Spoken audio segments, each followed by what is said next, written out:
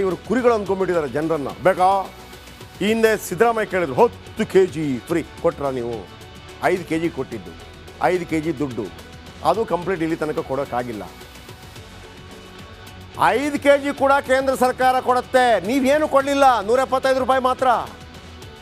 ಈ ಬಾಲಕೃಷ್ಣ ಅವರು ಈ ಹಿಂದೆ ಕೂಡ ಕೆಲವು ಜಾಗಗಳಲ್ಲಿ, ಕೆಲವು ಬ್ಲಾಕ್ಗಳಲ್ಲಿ, ಕೆಲವು ಏರಿಯಾಗಳಲ್ಲಿ ನೀವು ನನಗೆ ಓಟ್ ಹಾಕಿಲ್ಲ, ನಾನು ಅಭಿವೃದ್ಧಿ ಮಾಡೋದಿಲ್ಲ, ನೀವು ನನಗೆ ಓಟ್ ಹಾಕಿಲ್ಲ ಅಂದರೆ ಬಾಲಕೃಷ್ಣ ಅವರ ಮನೆಯಿಂದ ತಂದುಕೊಂಡು ಹಾಕೋದ ದುಡ್ಡು. ಬಾಲಕೃಷ್ಣ ಅವ್ರದ್ದು ಪಾಳೆಗಾರಿಕೆ ಅಲ್ವಾ ಇದು?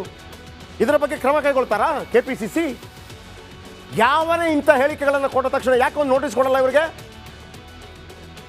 ಗ್ಯಾರಂಟಿ ಯೋಜನೆಗಳನ್ನು ರದ್ದು ಮಾಡ್ತೀವಿ ಅಂತ ನೀವು ಹೇಳ್ತೀರಲ್ಲ, ನೀವು ವಿಧಾನಸಭಾ ಚುನಾವಣೆಯಲ್ಲಿ ಗೆದ್ದಿದ್ದೀರಿ, ಗ್ಯಾರಂಟಿ ಹೇಳಿದ್ದೀರಿ, 136 ಸೀಟ್ ಕೊಟ್ಟಿದ್ದಾರೆ, ನೀವು ಕ್ಯಾನ್ಸಲ್ ಮಾಡಿಕೊಂಡು ಇದೇ ಜನರ ನಡುವೆ ಬರೋದು ಹೌದಾ? ನೀವು ರದ್ದುಗೊಳಿಸಿ ಜನರ ಬಂದು ನೀವು ಮಾತಾಡೋದು, ಸಾರ್ವಜನಿಕ ಮಾತಾಡೋದಕ್ಕೆ ಸಾಧ್ಯ ಇದೆಯಾ ಬಾಲಕೃಷ್ಣ ಅವರೇ? ಏನು ಅಂದ್ಕೊಂಡಿರಿ ಜನರನ್ನು? ಏನು ನೀವು ಬಿಸಾಕಿದಂಥ ಬಿಸ್ಕೆಟನ್ನು ತಿಂತ ಕೂತ್ಕೋಬೇಕಾ? ಯಾರ್ರೀ ನೀವು? ಫಸ್ಟ್ ಆಫ್ ಆಲ್ ನೀವೊಬ್ಬ ಶಾಸಕ, ಜನಪ್ರತಿನಿಧಿ. ಈ ಥರ ಓಟ್ ಹಾಕಿದವ್ರು ನಾವು, ತೆರಿಗೆ ಕಟ್ಟಿದವ್ರು ನಾವು, ಅದರಲ್ಲಿ ಐಷಾರಾಮಿಯಾಗಿರೋರು ನೀವು. ಇವತ್ತು ಹೆಂಗೆ ಅಂತಂದರೆ ಒಂದು ರೀತಿಯಲ್ಲಿ ನಾಯಿ ಸಾಕೋರಾದರೂ ಕೂಡ ನಾಯಿಯನ್ನು ಪ್ರೀತಿ ಮಾಡ್ತಾರಪ್ಪ, ಅಷ್ಟು ತುಚ್ಛವಾಗಿ ಜನರನ್ನು ಕಾಣ್ತಾ ಇದ್ದೀರಿ ನೀವು. ನೀವು ಹಾಕಿಲ್ಲ ಅಂತಂದರೆ ಗ್ಯಾರಂಟಿ ಯೋಜನೆ ಇರೋದಿಲ್ಲ. ಯಾರ್ರೀ ನೀವು? ರಾಜನ ನೀವು? ಪಾಳೆಗಾರನ ನೀವು? ಅದೇ ಜನಗಳು ವೋಟ್ ಹಾಕಿದ್ದಕ್ಕೆ ನೀವು ಇದ್ದೀರಿ ಅಲ್ಲಿ. ಅದೇ ಜನಗಳು ತೆರಿಗೆ ಕಟ್ಟಿದ್ದಕ್ಕೆ ನಿಮ್ಮ TADA ಸಿಗ್ತಾ ಇದೆ. ಪ್ರಜಾತಂತ್ರ ವ್ಯವಸ್ಥೆಯಲ್ಲಿ ರಾಜಕಾರಣಿ ಅಂತಂದರೆ ಜನರ ಸೇವಕ. ನೀವು ನಮ್ಮ ಕೆಲಸದವ, ನೀವು ನಮ್ಮ ಕೆಲಸಕ್ಕೆ, ನಾವು ಜನ ನಿಮ್ಮನ್ನು ಕೆಲಸಕ್ಕೆ ಇಟ್ಟಿದ್ದಾರೆ. ಪ್ರಜಾತಂತ್ರ ವ್ಯವಸ್ಥೆಯಲ್ಲಿ ರಾಜಕೀಯ ನಾಯಕ ಅಂತಂದರೆ ಜನರ ಸೇವಕ, ಸರ್ಕಾರಿ ಅಧಿಕಾರಿಗಳು ಅಂತಂದರೆ ಜನರ ನೌಕರ. ನೀವು ಹೆಂಗೆ ಗೊತ್ತಾ? ಪ್ರಜಾತಂತ್ರ ವ್ಯವಸ್ಥೆಯಲ್ಲಿ ಯಾರೇ ಆಗಿರಲಿ, MLAಗಳು MP ಗಳು ಹೆಂಗೆ ಗೊತ್ತಾ ನೀವು? ನಾವು ದುಡ್ಡು ಕೊಟ್ಟು ನಿಮ್ಮನ್ನು ಸೆಕ್ಯೂರಿಟಿ ಗಾರ್ಡ್ ಆಗಿ ಇಟ್ಕೊಂಡಿದ್ದೀವಿ, ನೀವು ನಮ್ಮ ಸೆಕ್ಯೂರಿಟಿ ಗಾರ್ಡ್, ಅಷ್ಟೇ ನಿಮ್ಮ ಜವಾಬ್ದಾರಿ ಅಲ್ಲ ಅಂತ ಹೇಳಿ ನೋಡೋಣ. ಯಾವ ಭ್ರಮೆಯಲ್ಲಿದ್ದೀರಿ? ಯಾವ ಭ್ರಮೆ? ಅಂದರೆ ನೀವು ಗೆಲ್ಲಿಸಿಲ್ಲ ಅಂತಂದ್ರೆ ಬ್ಲ್ಯಾಕ್ ಮೇಲಾ? ಯಾರನ್ನು ಬ್ಲ್ಯಾಕ್ ಮೇಲ್ ಮಾಡ್ತಾ ಇದ್ದೀರಿ? ಬಾಲಕೃಷ್ಣ ಅವರೇ, ನಿಮಗೆ ತಾಕತ್ತಿದ್ರೆ ಲೋಕಸಭಾ ಚುನಾವಣೆ ಆಗತ್ತಲ್ಲ, ರಾಜೀನಾಮೆ ಕೊಟ್ಬಿಟ್ಟು ಲೋಕಸಭಾ ಚುನಾವಣೆಗೆ ನಿಂತ್ಕೊಳ್ಳಿ. ಆಗ ಹೇಳಿ, ನನ್ನನ್ನು ಗೆಲ್ಲಿಸದೇ ಇದ್ದರೆ ಗ್ಯಾರಂಟಿ ರದ್ದು ಮಾಡ್ತೀನಿ ಅಂತ ಹೇಳಿ. ಆಮೇಲೆ ನೋಡೋಣ ಜನರ ಶಕ್ತಿ ಏನು ಅಂತ. ಕೇಳಿಸ್ಕೊಂಡ್ರಿ ಬಾಲಕೃಷ್ಣ ಅವರ ಹೇಳಿಕೆಯನ್ನು? ನಾನು ಮೊದಲೇ ಹೇಳಿದೆ, ಕಾಂಗ್ರೆಸ್ ತಾನೇ ಗುಂಡಿ ತೋಡಿ ತಾನೇ ಬೀಳೋದು ಅಂತ ಹೇಳಿ. ಕಾಂಗ್ರೆಸ್ಸನ್ನು ಗೆಲ್ಲಿಸದೇ ಇದ್ದರೆ ಗ್ಯಾರಂಟಿ ಯೋಜನೆಗಳನ್ನು ರದ್ದು ಮಾಡ್ತಾರಂತೆ. ಬಾಲಕೃಷ್ಣ ಅವರು MLA ಆಗಿ ಸೇಫ್ ಝೋನಲ್ಲಿದ್ದು ಈಗ ಎಂಪಿಗಳ ವಿರುದ್ಧ ಬ್ಲ್ಯಾಕ್ ಮೇಲ್ ಮಾಡ್ತಾ ಇದ್ದಾರೆ. ಅಂದರೆ MPಗಳನ್ನು ಗೆಲ್ಲಿಸಬೇಕು ಅಂತೇಳಿ.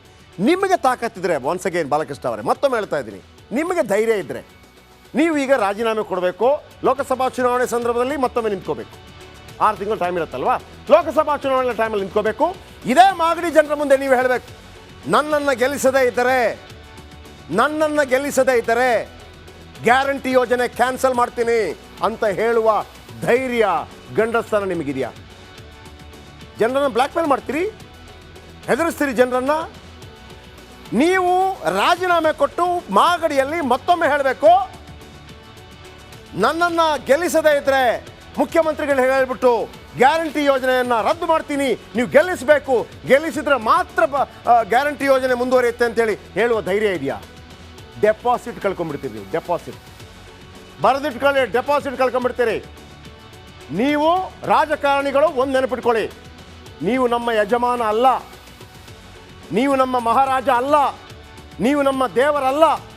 ಈ ಪ್ರಜಾತಂತ್ರ ವ್ಯವಸ್ಥೆಯಲ್ಲಿ ರಾಜಕಾರಣಿಗಳು, ಜನಪ್ರತಿನಿಧಿಗಳು ಜನರ ಸೇವಕರು. ಸರ್ವೆಂಟ್ ಅಂದ್ರೆ ಏನು ಗೊತ್ತಾ? ಕೆಲಸದವ, ಸರ್ವೆಂಟ್. ಅಧಿಕಾರಿಗಳು IAS ಆಗಿರಲಿ, IPS ಆಗಿರಲಿ, ತಹಶೀಲ್ದಾರ್ ಆಗಿರಲಿ, PDO ಆಗಿರಲಿ, ಪ್ರಜಾತಂತ್ರ ವ್ಯವಸ್ಥೆಯಲ್ಲಿ ಅಧಿಕಾರಿಗಳು ನಮ್ಮ ನೌಕರರು. ಪ್ರಧಾನಿ ಸಮೇತ. ಪ್ರಧಾನಿ ಹೇಳಿದಾರಲ್ಲ, ನಾನು ನಿಮ್ಮ ಸೇವಕ, ಪ್ರಧಾನ ಸೇವಕ. ನೀವು ರಾಜಕಾರಣಿ ಸೇವಕ, ರಾಜಕಾರಣಿ ಸೇವಕ, ಅಧಿಕಾರಿ ನೌಕರ. ಒಬ್ಬ ಭಿಕ್ಷೆ ಬೇಡುವಂಥ ಭಿಕ್ಷುಕ, ಒಬ್ಬ ಭಿಕ್ಷೆ ಬೇಡುವಂಥ ಭಿಕ್ಷುಕ ಒಂದು ಮ್ಯಾಚ್ ಬಾಕ್ಸ್ ಖರೀದಿ ಮಾಡುವಾಗಲೂ ಕೂಡ ಟ್ಯಾಕ್ಸ್ ಕಟ್ತಾನೆ. ಒಬ್ಬ ಭಿಕ್ಷುಕ ಕೂಡ ನಿಮ್ಮನ್ನು ನಡು ರೋಡಲ್ಲಿ ಪ್ರಶ್ನೆ ಮಾಡುವ ಅಧಿಕಾರ ಇದೆ. ಆ ಸಂವಿಧಾನ ಈ ಪ್ರಜೆಗಳಿಗೆ ಅಧಿಕಾರವನ್ನು ಕೊಟ್ಟಿದೆ.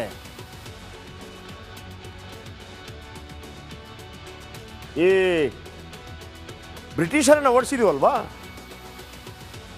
ಬ್ರಿಟಿಷರ ನಿಮಗಿಂತ ತಾಕತ್ವರಾಗಿರಲಿಲ್ವಾ ಭಾರತದಲ್ಲಿ? ಅವರನ್ನು ಓಡಿಸಿಲ್ವಾ?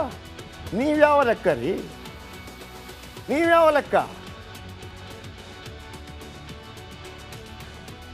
ಇಂಥ ಹೇಳಿಕೆಗಳಿಗೆ ವೀಕ್ಷಕರೇ, ಅದು BJP ಆಗಿರಲಿ, ಕಾಂಗ್ರೆಸ್ ಆಗಿರಲಿ, ಯಾವನೇ ಆಗಿರಲಿ, ಜನರನ್ನು ಬ್ಲ್ಯಾಕ್ ಮೇಲ್ ಮಾಡುವಂಥವ್ರು, ಜನರನ್ನು ತುಚ್ಛವಾಗಿ ಕಾಣುವಂಥವ್ರು, ಜನರ ವಿರುದ್ಧ ಪಾಳೆಗಾರಿಕೆ ಮಾಡುವಂಥವ್ರು. ಇವರಿಗೂ ಬ್ರಿಟಿಷರಿಗೂ ಏನ್ರಿ ವ್ಯತ್ಯಾಸ?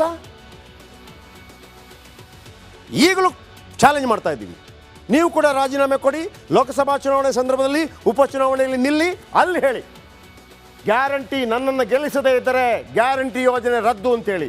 ನಿಮ್ಮ ಡೆಪಾಸಿಟ್ ಇರೋದಿಲ್ಲ ನಿಮಗೆ, ಡೆಪಾಸಿಟ್. ಮತ್ತೊಮ್ಮೆ ಕೇಳಿಸ್ಕೊಳ್ಳಿ ಏನು ಹೇಳಿದ್ದಾರೆ ಅಂತೇಳಿ. ಈ ರಾಜ್ಯದಲ್ಲಿ ಜನ ಇವಿಷ್ಟೆಲ್ಲ ಮಾಡಿ ಜನ ನಮ್ಗೆ ಓಟ್ ಹಾಕಲಿಲ್ಲ ಅಂದ್ರೆ, ತಿರಸ್ಕಾರ ಮಾಡಿದ್ರೆ ನಾವೇನ್ ತೀರ್ಮಾನ ಮಾಡ್ಬೇಕು? ಈ ಗ್ಯಾರಂಟಿಗೆ ಬೆಲೆ ಇಲ್ಲ, ಅಕ್ಷತೆಗೆ ಬೆಲೆ ಇದೆ. ಅವಾಗ ನಾವು ಒಂದು ಗ್ಯಾರಂಟಿ ಕ್ಯಾನ್ಸಲ್ ಮಾಡಿ ಒಂದು ಅಕ್ಷತೆ ಹಾಕಿ ನಾವು ಒಂದು ದೇವಸ್ಥಾನ ಕಟ್ಟಿ ಅಲ್ಲಿ ಪೂಜೆ ಮಾಡಿ ಓಟ್ ಹಾಕ್ಸ್ತೀವಿ. ಏನ್ ಮಾಡೋದು ಹೇಳಿ? ಗ್ಯಾರಂಟಿ ಬೇಕಾ, ಅಕ್ಷತೆ ಬೇಕಾ? ತೀರ್ಮಾನ ಆಗಬೇಕಲ್ಲ. ನಾನು ಮುಖ್ಯಮಂತ್ರಿಗಳಿಗೆ ಹೇಳಿದ್ದೀನಿ, ನೀವು ಮಾಡ್ತಕ್ಕಂಥ ಕಾರ್ಯಕ್ರಮದಿಂದ ಈ ರಾಜ್ಯದಲ್ಲಿ ಜನ ನಮ್ಮ ಪಕ್ಷದ ಲೋಕಸಭಾ ಸದಸ್ಯರನ್ನ ಗೆಲ್ಲಿಸಬೇಕು.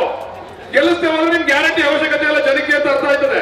ನಿಮ್ ಗ್ಯಾರಂಟಿ ಬೇಕಾಗಿಲ್ಲ ಜನಕ್ಕೆ, ಗ್ಯಾರಂಟಿ ಅವಶ್ಯಕತೆ ಇಲ್ಲ. ಅವಾಗ ಆ ದುಡ್ಡು ತಗೊಂಡು ಅಭಿವೃದ್ಧಿ ಮಾಡ್ತೀವಿ. ಇವಿಷ್ಟೆಲ್ಲ ಮಾಡಿ ಜನ ನಮ್ಗೆ ಓಟ್ ಹಾಕಿ.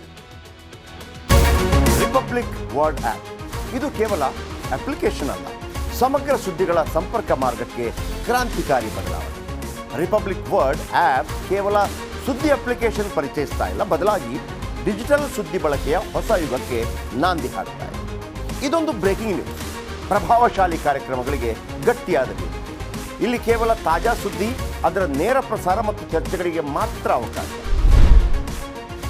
ರಿಪಬ್ಲಿಕ್ ವರ್ಲ್ಡ್ ಆ್ಯಪ್ ಡೌನ್ಲೋಡ್ ಮಾಡಿಕೊಳ್ಳಿ. ಗೂಗಲ್ ಪ್ಲೇಸ್ಟೋರ್ ಮತ್ತು ಆಪಲ್ ಆ್ಯಪ್ ಸ್ಟೋರ್ನಲ್ಲಿ ಲಭ್ಯವಿದೆ.